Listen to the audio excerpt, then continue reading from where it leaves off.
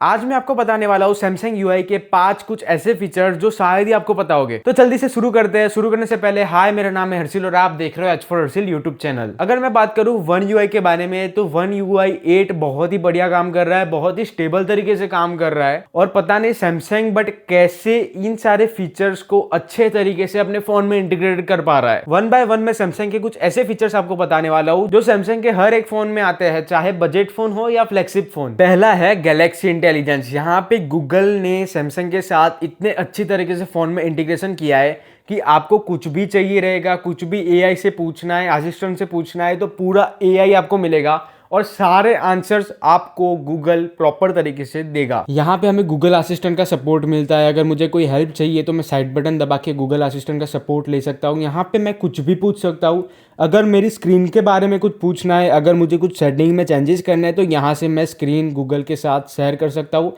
और उसके बाद मुझे गूगल बताएगा कि मुझे क्या करना चाहिए, मुझे कौन से सेटिंग्स में चेंज करना चाहिए। जैसे कि हे गूगल, मुझे सेटिंग्स में जाके ब्राइटनेस का जो ऑटो मोड है उसको ऑफ करना है। ठीक है, ऑटो ब्राइटनेस को बंद करने के लिए आपको सेटिंग्स में जाना होगा। क्या आपने सेटिंग्स ऐप खोल लिया है?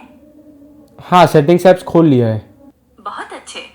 अब सेटिंग्स मेन्यू में आपको डिस्प्ले या ब्राइटनेस का विकल्प खोजना होगा। क्या आप इसे ढूंढ पा रही हैं? यस, डिस्प्ले मैंने ढूंढ लिया है। बहुत बढ़िया। अब डिस्प्ले में जाने के बाद आपको अडेप्टिव ब्राइटनेस या कुछ इसी तरह के विकल्प की तलाश करनी है। इसे बंद करके आप ऑटो ब्राइटनेस को ऑफ कर सकती हैं। ओके, मैंने ऑटो ब्राइटनेस ऑफ कर दिया। आपको दिख रहा है? हाँ, मुझे दिख रहा है कि अडेप्टिव ब्राइटनेस अब बंद हुए। आपका काम हो गया। Okay, thank you. तो ऐसे ही स्क्रीन शेयर करके गूगल के साथ अगर हमें कुछ समझ नहीं आ रहा तो हम उससे पूछ सकते हैं, उसकी हेल्प ले सकते हैं। तो अब है, हम कोई आर्टिकल ब्राउज कर रहे हैं और हमें लैंग्वेज समझ नहीं आती या हमें कोई लैंग्वेज चेंज करनी है तो हम स्क्रीन की पूरी लैंग्वेज को चेंज कर सकते हैं सिर्फ एक क्लिक से। यहाँ पे आप देख सकते हो ये एक आर्टिकल है जो इंग्लिश में है। मान लो कि मुझे इंग्लिश समझ में नहीं आती और मुझे सिर्फ हिंदी समझ में आती है तो मैं वन क्लिक में पूरा जो आर्टिकल है वो हिंदी में कर सकता हूँ। यहाँ से एक क्लिक करने का और उसके बाद यहाँ पे लैंग्वेज सिलेक्ट करके मैंने इंग्लिश टू हिंदी कर दिया और यहाँ पे सब कुछ मुझे हिंदी में देखने को मिल गया। और सैमसंग का सर्कल टू सर्च फीचर मेरे को बहुत ही ज़्यादा पसंद है। जैसे कि यहाँ पे मैं इसको सर्कल करता हूँ और इसके रिलेटेड कोई भी जो इन्फॉर्मेशन होगी वो गूगल निकाल के दे देगा और मैं यहाँ पे उसको एक्सेस भी कर सकता हूँ। तो है ना ये कमाल के फीचर्स। वैसे ये फीचर्स आपकी डे टू डे लाइफ को बहुत ही ज़्यादा इजी कर देता है। और एक नया फीचर है जो कहीं पे अगर मैं कोई म्यूजिक सुन रहा हूँ या कोई सॉन्ग सुन रहा हूँ और उसको मुझे रिकॉग्नाइज करना है कि ये कौन सी मूवी का सॉन्ग है या फिर तो ये किसका सॉन्ग है, तो वो मैं इजीली रिकॉग्नाइज कर सकता हूँ गूगल की मदद से। हम आईफोन में भी ये कर सकते हैं बट अलग से उसकी एप्लीकेशन आती है सहजाम करके और उसमें हम रिकॉग्नाइजेशन को ऑन करके देख सकते हैं कि ये म्यूजिक किसका है, बट वो हम वन क्लिक में सैमसंग में भी कर सकते हैं। तो यहाँ पे मैं एक म्यूजिक ऑन करता हूँ और उसको रिकॉग्नाइज करके देखता है कि क्या वो एक्चुअल में म्यूजिक रिकॉग्नाइज कर पाता है या नहीं।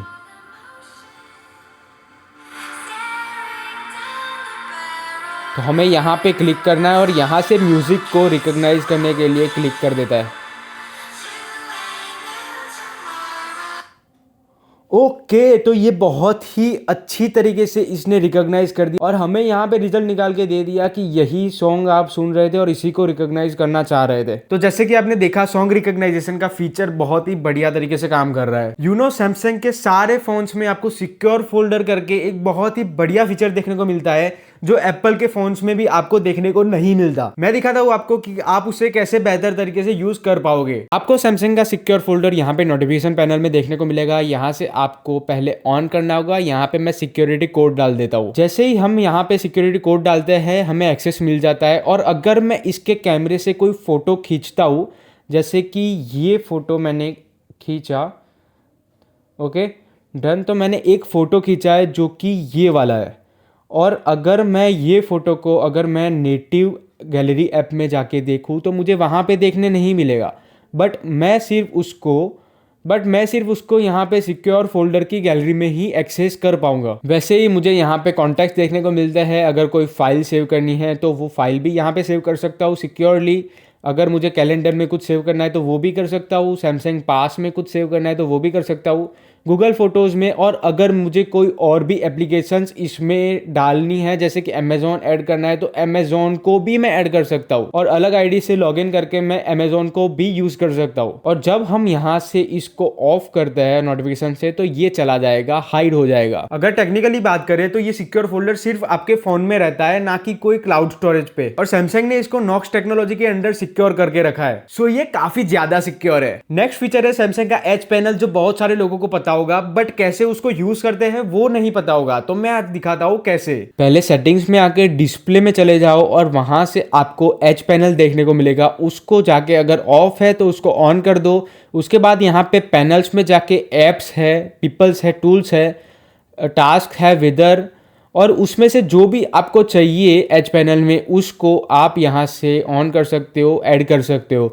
उसके बाद यहाँ पे आप देख सकते हो मैंने ये सब कुछ ऐड कर रखा है। उसके बाद यहाँ पे ये क्लिपबोर्ड है जो कि कॉपी पेस्ट यहाँ से आप इजीली। उसके बाद ये जो है वो बहुत ही यूज़फुल है आपके लिए, कंपास ऐप है। साथ में हमें यहाँ पे बहुत कुछ देखने को मिलता है जैसे कि टेली काउंटर है, अगर हमें कोई जप करना है जैसे कि राम राम राम राम, तो यहाँ पे टेली काउंटर की मदद से हम जप कर सकते हैं, इसको रिसेट भी कर सकते हैं। उसके बाद अगर टॉर्च चाहिए हमें, टॉर्च का शॉर्टकट, तो यहाँ से टॉर्च को ऑन ऑफ कर सकते हैं।